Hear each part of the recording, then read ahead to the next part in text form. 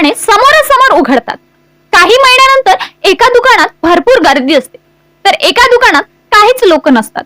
निरखून बघितल्यावर असं दिसतं की ज्या दुकानात भरपूर गर्दी आहे त्या दुकानदार सुरुवातीला वस्तू मोजताना कमी वस्तू ठेवायचा आणि त्यात भर घालत ती वस्तू मोजायचा. लोकांना वाटायचं की हा आमच्या किमतीपेक्षा जास्त वस्तू देतोय. तर दुसरीकडे जिथे गर्दी नाहीये तिथे दुकानदार वस्तू मोजताना सुरुवातीला जास्त वस्तू ठेवायचा आणि त्यातनं वस्तू काढत ती वस्तू मोजायचा. लोकांना वाटायचं की हा आमच्या किमतीपेक्षा कमी वस्तू देतोय. खरं तर दोघेही सारखं वजन करायचे, मात्र त्यांच्या पद्धती वेगळ्या वेगळ्या होत्या.